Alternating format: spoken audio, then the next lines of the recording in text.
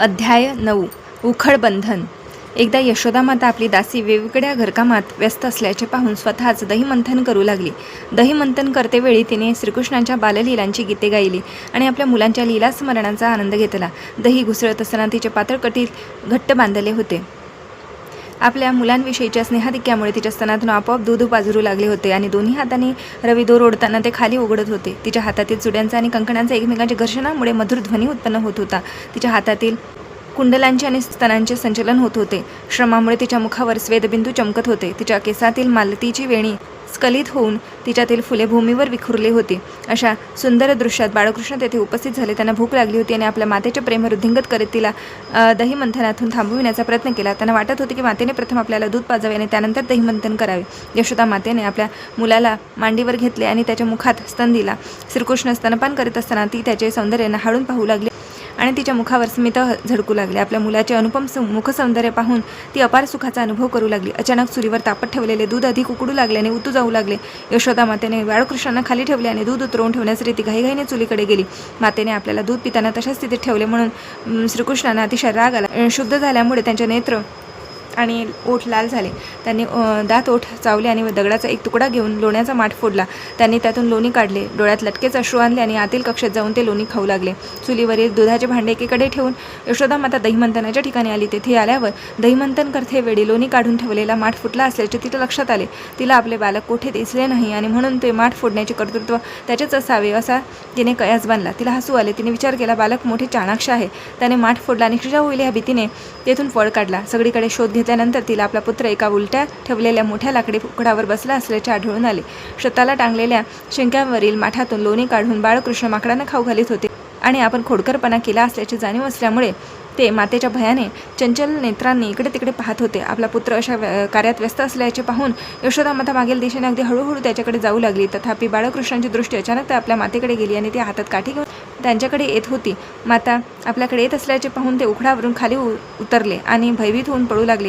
यशोदा माता मोठमोठ्या योग्यांना देखील योग समाधीद्वारे दुर्लभ अशा पूर्ण पुरुषोत्तम भगवंतांना पकडण्याचा प्रयत्न करीत सर्वत्र त्यांच्या मागून धावू लागली. दुसऱ्या शब्दात योग्यांना आणि तार्किकांना कधीही प्राप्त न होणारे पूर्ण पुरुषोत्तम भगवान श्रीकृष्ण यशोदा मातेसारखे अनन्य भक्तीकरिता एका बालकाची भूमिका करीत होते.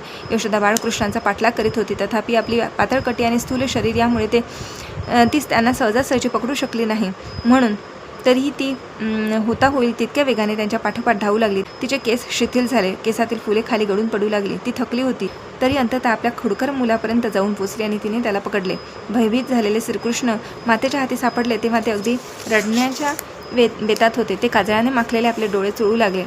समोर उभ्या असलेल्या मातेकडे पाहताच त्याचे डोळे भयाने कावरे बावरे झाले. यशोदा मातेला वाटले की बाळकृष्ण उगाचच घाबरून गेला आहे आणि त्याच्या कल्याणार्थ तिला त्याचे भय दूर करावयाचे होते. आपल्या मुलाचे परमहित चिंतणारे यशोदा मातेने विचार केला, हे मूल जर माझी इतकी धास्ती धरीत असेल तर त्याचे काय होईल कोणास ठाऊक.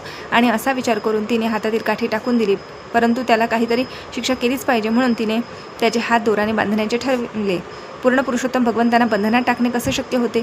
तिला श्रीकृष्ण म्हणजे आपले लहान बालक वाटत होते. ते मूल सीमारहित असल्याची तिला जाणीव नव्हती. तिच्या मुलाच्या संदर्भात अंतर्बाह्य असा भेदच नव्हता. तसेच त्याला आधी अंतही नव्हता. ते अनंत सर्वव्यापी होते. ते बालक स्वतः सर्व विश्वसृष्टीच होते.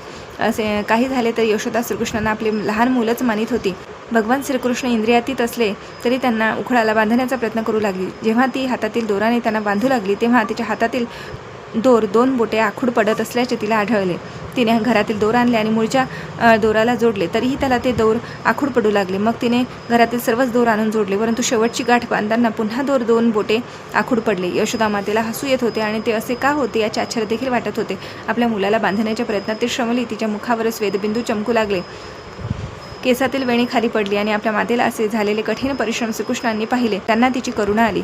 त्यांनी तिच्याकडून दोराने बांधून घेण्याचे मान्य केले. भगवान श्रीकृष्ण यशोदा मातेच्या घरी बालकाची भूमिका करतेवेळी आपल्या निवडक बाललीला संपन्न करीत होते. अर्थातच पूर्ण पुरुषोत्तम भगवंतावर कोणीही प्रभुत्व गाजवू शकत नाही. एक शुद्ध भक्त स्वतःला भगवंतांचे चरण कमळाशी समर्पित करतो. मग ते त्याचे रक्षण करोत अथवा त्याचा निपात करोत. काही झाले तरी भगवत भक्त स्वतःची शरणागतीची स्थिती कधीही विसरत नसतो. त्याप्रमाणे भगवंत देखील आपल्या आश्रित भक्तांच्या रक्षणार्थ स्वतःला पूर्णपणे समर्पित करण्यात सुख अनुभवितात आणि तथ्य श्रीकृष्ण आपल्या मातेला शरण जाण्याच्या प्रसंगावरून प्रमाणित होते.